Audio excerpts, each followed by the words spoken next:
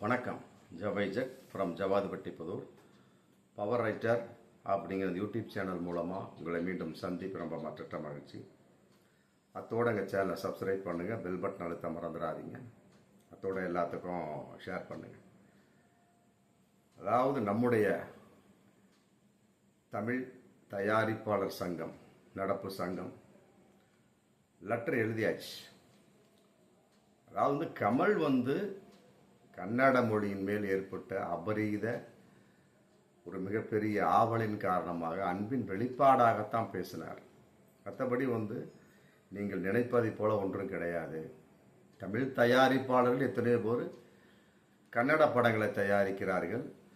கன்னடத்தை சேர்ந்தவர், கர்நாடகத்தை சேர்ந்தவர்கள், கன்னட மொழி பேசக்கூடியவர்கள் எத்தனையோ பேர் தமிழ் படங்களை தயாரிக்கிறார்கள். அதே போல தமிழ்நாட்டில் எத்தனையோ கன்னட நடிகர் நடித்து கொண்டிருக்கிறார்கள். அதே மாதிரி கன்னட மொழியில் எத்தனையோ தமிழ் நடிகர் நடிச்சிட்டு இருக்கிறாங்க. இதெல்லாம் பரிவர்த்தனை விளக்கம். மற்றபடி இத்தனை வருஷமாக கமல் எந்த அளவுக்கு கன்னட மொழி மீது, குறிப்பாக கர்நாடக மாநில சினிமா துறை மீது எந்த அளவுக்கு நம்பிக்கை வைத்திருக்கிறார் உங்களுக்கு தெரியும். அது குறிப்பாக கோகிலா, புஷ்பக விமானா அப்படிங்கிற அந்த படத்தின் மூலமாக உங்களுக்கு கட்டாயம் தெரிஞ்சிருக்கும். அந்த ரெண்டு படமே அவருடைய அன்புக்கு, கன்னட மொழியின் மீது அவர் எந்த அளவுக்கு பற்று வைத்திருக்கின்றார் அப்படிங்கிறது அது மிகப்பெரிய ஒரு சான்று. இது ஒன்று போதும். அதனால் வரக்கூடிய ஜூன் 5ஆம் தேதி ரிலீஸ் உண்டான ஆவல். மற்றபடி ஒரு வாரம் டைம் கேட்டிருக்கிறாரு நீதிமன்றத்தில். அதன் அடிப்படையில் ரிலீஸுக்கு உண்டான ஏற்பாடை பண்ணுங்க அப்படின்னு சொல்லிட்டு ரொம்ப தெளிவாக, ஆமாம், தயாரிப்பாளர், சினிமா தயாரிப்பாளர் சங்கம் இன்னைக்கு லெட்டர் எழுதியிருக்கிறாங்க. அது என்ன பண்ண போகிறாங்களா அப்படிங்கிறது தெரியல. ஆனால் அவர்களுடைய ஒரு நிலைப்பாடு மன்னிப்பு கேட்க வேண்டும், மன்னிப்பு கேட்க வேண்டும். ஆனால் சினிமா சம்பந்தப்பட்ட அந்த கர்நாடக சினிமா வர்த்தக சபையை பொறுத்த வரைக்கும் மிகப்பெரிய ஒரு பாதிப்பை ஏற்படுத்துகிறார்கள். மற்றபடி கமல் கட்டாயமாக மன்னிப்பு கேட்க வேண்டும் அப்படிங்கிறதுல அவர் உறுதியாக இல்லை. அவர்களுக்கு பக்க துணையாக அல்லது அவர்களுக்கு பின்னால் இருக்கக்கூடிய, மறைவாக இருக்கக்கூடிய சில பாசிச கும்பல்கள், சனாதன போக்குள்ள கும்பல்கள் அரசியல் செய்து கொண்டிருக்கிறார்கள் அப்படிங்கிறது இதுலேருந்து ரொம்ப நிலைப்பாடாகவே தெரிஞ்சிருச்சு. அதன் அடிப்படையில் பலவிதமான எத்தனையோ அர்த்தங்கள், பலவிதமான விளக்கங்கள் சொல்லியாச்சு. இதுலேயும் அவர்கள் இல்லை கமல் மன்னிப்பு தான் கேட்டாகணும் அப்படின்னா தமிழக தயாரிப்பு துறை ரொம்ப ஸ்ட்ராங்காக ஒரு முடிவை எடுத்துடணும். அதாவது ரொம்ப ஓவராகவும் போயிட்டு இருந்தா அப்படின்னா அப்புறம் தமிழ் சினிமா அப்படிங்கிறது என்ன மதிப்பு இருக்குது, நமக்கு என்ன மதிப்பு இருக்குது பாருங்கள். இத்தனை வருஷமா சின்ன வயசுலேருந்து களத்தூர் கண்ணம்மாவிலிருந்து தக் லைஃப் வரைக்கும் அவர் நடித்திருக்க அனைத்து படத்தில் எந்த அளவுக்கு தமிழ் மக்கள் அவரை நேசிக்கிறார்கள் அப்படிங்கிறது இதில் தெரிஞ்சு போச்சு. இந்த தக் லைஃப் அந்த பட ரிலீஸ் விழாவில் நேற்று பேசியிருக்கிறார். நிருபர்களுக்கு தமிழே உயிரே ஆருயிரே என்ன என் அன்பே அப்படின்னு தமிழ் மக்களை நோக்கி பேசுனதுக்கு எனக்கு இன்னைக்கு தான் ஒரு அர்த்தம் தெரிஞ்சிருக்கு. தமிழ் மக்கள் இம்மேல இவ்வளோ அன்பு செலுத்துகிறார்களா, என்னுடைய கருத்துக்கு இவ்வளோ ஆதரவு இருக்கிறதா. ஏன்னா சில விஷயம் இருக்கு, அதெல்லாம் கிடையாது, இங்கேயே சொல்லுவாங்க. ஆமாம், கமல் மன்னிப்பு கேட்டாகணும் அப்படின்னு தமிழ் சினிமாவில் பல பேர் கூக்குரல் விடுவாங்க, பெரிய நியாயவான் மாதிரி. அது இல்லவே இல்லைங்க. இத்தனை வருஷமாக கமல்ஹாசன் தமிழ்நாட்டில் சினிமா துறை நடித்து கொண்டிருந்ததுக்கும் அரசியலில் இந்த சில வருடங்களாக இருந்து பணியாற்றி கொண்டிருக்கும் இன்னைக்கு மிகப்பெரிய ஒரு வெளிப்பாடு கிடைச்சிருச்சு. இன்னைக்கு தான் அதை கமலே உணர்றார். பரவாயில்லப்பா, என் மேலே இவ்வளோ நம்பிக்கை வச்சிருக்கிறாங்க. நான் சொல்ல கருத்துக்கு மாறாக யாருமே தமிழகத்தில் ஒரு கருத்து சொல்லவே கிடையாது. ரொம்ப சந்தோஷமா இருக்கு. ஆமாம், நான் உங்கள்கிட்ட உட்காந்து நிறைய பேசணும். தக்லை படத்தை பற்றி கிடையாதுங்க. தமிழனாக, தமிழ் மொழி ஆர்வலனாக, தமிழ்நாட்டை சேர்ந்தவனாக, தமிழ் சினிமா நடிகனாக நான் உங்கள்கிட்ட நிறைய பேசணும். மக்களை நோக்கி இன்னைக்கு ஒரு மிகப்பெரிய ஒரு பேச்சு பேசியிருக்கிறார். உண்மையிலே இப்போ தான் தமிழகத்தினுடைய ஒரு பற்று என்ன கமல் மீது அப்படி கமலுக்கே தெரிஞ்சிருக்கு.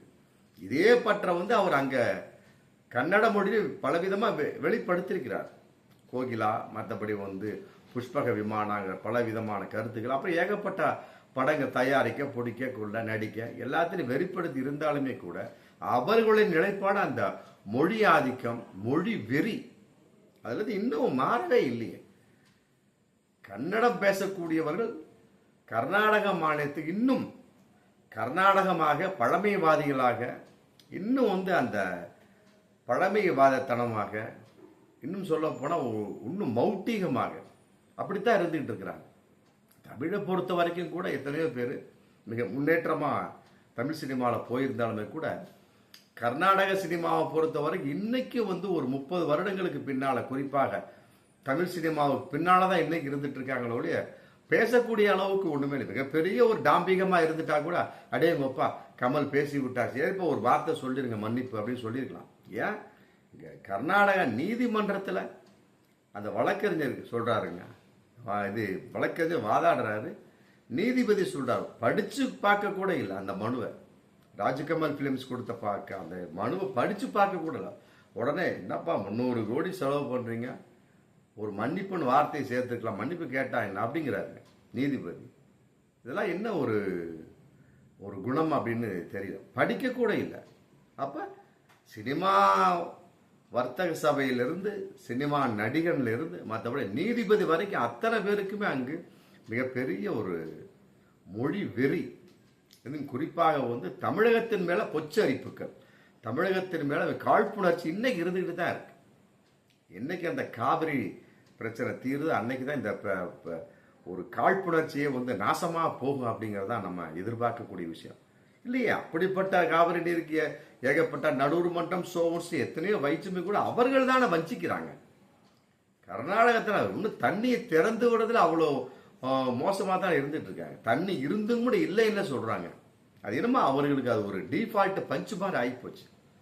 அதுக்கு காரணம் பல அரசியல் ஒரு சூழ்ச்சியா இருந்தாலுமே கூட அதை வென்றெடுக்கக்கூடிய அளவுக்கு அங்க அரசியல்வாதி யாருமே இல்லை. பாருங்க, இப்ப நடந்து கொண்டிருக்கக்கூடிய காங்கிரஸ்ல கூட சீதாராமையா ஒரு கருத்து, டி.கே. சிவகுமார் ஒரு கருத்து. டி.கே. சிவகுமார் அற்புதமா சொல்றாரு, அட விடுங்கப்பா, இரு மாநிலத்துக்கு உண்டான உறவு பாதிக்குது, மற்றபடி கூட்டாட்சி தத்துவம் பாதிக்குது, இது ஒன்றும் பெரிய விஷயமே கிடையாது. அவர் அப்படி சொல்லவே கிடையாது. ஏன்னா அவர் நம்ம மேல அன்பின் காரணமாக தான் சொல்லி டி.கே. சிவகுமார் அற்புதமா சொல்லியும் கூட யாருமே கேட்கலையே. சீதாராமையா மீண்டும் மீண்டும் அதைத்தான் சொல்லிட்டு இருக்கிறார், மன்னிப்பு கேட்க வேண்டும், மன்னிப்பு கேட்க வேண்டும். இதெல்லாம் ஒரு காங்கிரஸ் ஆட்சி நடந்து கொண்டிருக்கிறது. அதன் வெளிப்பாடாக இங்கு கூட்டணி ஆட்சி தமிழகத்தில் நடந்து கொண்டிருக்கு அப்படிங்கிற உணர்வு கூட இல்லையா. யார் வந்தாலுமே அப்படித்தானே இருக்கிறாங்க. அவங்க கூட எதிர்த்து சொல்லக்கூடிய அளவுக்கு ஒன்றும் இல்லை. அப்படி எதிர்த்து கேட்டு சொன்னாலும் அதை ஏற்றுக்கொள்ளக்கூடிய அளவுக்கு மனப்பக்குவம் நிறைய மக்கள்கிட்ட இருந்தாலுமே கூட அதை கெடுக்கக்கூடிய அளவுக்கு சில அரசியல் அந்த ஒரு அமைப்புகள் இயக்கங்கள் இருக்கு. அந்த ஒரு குறிப்பிட்ட ஒரு ரவுடித்தனமான ஒரு இயக்கங்கள், ரவுடித்தனமான ஒரு அமைப்புகள் நல்ல மக்களையும் தமிழக கர்நாடக ஒற்றுமையை சிதைத்து கொண்டிருக்கிறார்கள் அப்படிங்கிறது இதன் மூலமா தெரியுது. அதனால கடைசி வரைக்கும் கமல் மன்னிப்பே கேட்கக்கூடாது. ஆமா, தக்லை படம் என்ன கர்நாடக கான்செப்ட்ல ஒரு சப்ஜெக்ட் வரக்கூடிய சமயத்தில் ஒரு 20 கோடி வருமா, 25 கோடி முன்ன பின்ன வந்தாலுமே கூட அதை நஷ்ட ஈடு அவர் கலந்து தயாரித்திருந்தாலும் கூட அதுக்கு கான்செப்ட் ஒரு வரக்கூடிய சமயத்தில் மணிரத்னம் கேட்டாலும் கமல் கொடுத்து விட வேண்டும். கொடுத்துட்டு வேணாங்க, கர்நாடகமே தேவையில்லை ஆமா அப்படிங்கிற ஒரு நிலைப்பாடுக்கு இனிமே கமல் மட்டும் இல்லை, தமிழக சினிமாவே வந்தாதான் மிகப்பெரிய ஒரு வைரலான ஒரு மேட்டர் உருவாகும். ஆமா, இங்க எத்தனையோ கன்னட நடிகர், இன்னைக்கும் ரஜினிகாந்த் சூப்பர் ஸ்டாருங்க. ஆமா, இன்னைக்கும் கன்னட நடிகராக இருக்கக்கூடிய ரஜினிகாந்த் இன்னைக்கு சூப்பர் ஸ்டார். அதை வைத்து மக்கள் கொண்டாடவில்லையா? இல்லை, எத்தனை தமிழர்களை அவர்கள் தூக்கி வைத்து கொண்டாடி விட்டார்கள் சினிமா துறை, சொல்லுங்க பார்ப்போம். கர்நாடகாவில் ஒண்ணுமே கிடையாது. தமிழன் வந்தா உடனே காவிரி நீர் இல்லை தமிழ் அப்படிங்கிற அந்த விஷயத்துல குறிப்பிட்ட டிராவல்ஸை 40 கோடிக்கு மேல அநியாயமா எரிச்சு நாசம் பண்ணாங்க.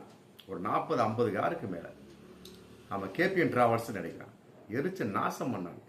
அந்த அளவுக்கு மிக ரவுடித்தனமான கொடூரமான ஆமா வெறித்தனமான ஒரு விஷயம் நபர்களை அங்கே அரசியல் ரீதியாக சனாதன போக்குள்ள ரீதியாக, மற்றபடி இதுல பாஜகவோட தூண்டுதல் வேற. இப்படி இருந்தா என்னைக்கு விளங்க போகுது? அதனால இது வரும் காலங்களில் தமிழக சினிமா தயாரிப்பாளர்களை நடிகர்களை பார்த்து சொல்லிக்கொண்டு, கர்நாடகா அப்படின்னா அதை ஒதுக்கி வச்சுருங்க, பரவாயில்ல. அதன் அடிப்படையில் லட்சக்கணக்கில் இல்லை கோடிக்கணக்கில் லாபம் வந்தாலும் சரி. அப்போ தான் வந்து அவர்களுக்கு அறிவு வரும். சும்மா நம்ம பாட்டுக்கு அட்ஜஸ்ட்மெண்ட் பண்ணிட்டு போயிட்டு இருந்தான் அப்படின்னோம்னா, ஏன்னா இவனுக்கு இப்படி தான் தமிழன் இருப்பான் போகிறது, இப்படி அவனுக்கு தொக்கு வேட்டையாக போயிடும். உள்ளதைத்தான் சொல்கிறான். கால்டு வேர்ல்டு சொன்னது தான் கமல்ஹாசன் சொல்லி. கமல்ஹாசன் புதியதாக சொல்ல கிடையாது. கால்டு வேர்ல்டு திராவிட ஒப்பிலக்கணத்தை எழுதிய அவர் சொல்கிறார். தமிழிலிருந்து கன்னடம், அடுத்து தெலுங்கு, அடுத்து மலையாளம், அடுத்து துளுவம் தோன்றியது எழுதியிருக்கிறார். இப்போ இந்த கால்டு வேர்ல்டில் இந்த கர்நாடக அமைப்பை என்ன செய்து விட முடியும்? அவருடைய மயிரை பிடிங்கிற முடியுமா? ஒன்றும் பண்ண முடியாது. கிளீனாக எழுதிட்டு மனுஷன் செத்து போயிட்டான். என்ன பண்ணுவேன் நீ? அதனால் இது வரும் காலங்களில் ஆமாம் கர்நாடக சினிமா அந்த வர்த்தக சபை ஓகே கொடுத்துட்டாங்கன்னா தக் லைஃபை வெளியிடுங்க. ஆமாம், இருந்தாலும் அதுலேயும் பல பிரச்சனை செய்ய வாய்ப்பு இருக்குது. ஆமாம், ஏதாவது வெளியிட்டாச்சு போட்டு வெளியிடக்கூடாது, அந்த தேட்டரை கொளுத்துறது, சீட்டை கிடிக்கிறது, ஸ்க்ரீனை எல்லாமே பண்ணுவானுங்க. இந்த ரவுடி கும்பல் எல்லாமே பண்ணுவானுங்க. அதையும் மீறி அந்த வெளியிட்டு அந்த தக் லைஃப் கர்நாடக சினிமா வர்த்தக சங்கத்தின் ஒப்புதலோடு வெளியிடப்பட்டு அங்கே அமைதி ஏற்படுத்தி படம் சக்ஸஸ் ஆயிடுச்சுன்னா பாருங்க. இல்லை அப்படின்னா கர்நாடகா அந்த சினிமா வர்த்தக சங்கம் அந்த கர்நாடக சினிமா அப்படிங்கிற விஷயத்தையே வந்து தமிழக சினிமா ஒதுக்க வேண்டும். அப்போதான் வந்து தமிழர்களை அவர்கள் தமிழராக மதிப்பார்கள், தமிழ் சினிமாவை அவர்கள் தமிழ் சினிமாக்காரர்களாக மதிப்பார்கள். குறிப்பாக தமிழ்நாடுன்னு அப்படி இருக்கிறத அப்போதான் மதிப்பான். இல்லைன்னா நம்மளை இழித்த வாய்களை காட்டி கொடுக்கும். அதனால வந்து அவர்களுக்கு ஒரு குட்டு வைக்க வேண்டும் என்பது ஆமாம் எல்லோருடைய விருப்பமாகவும் இன்று இருந்து கொண்டிருக்கிறது. பார்ப்போம் மீண்டும் அடுத்த வீடியோ. நன்றி.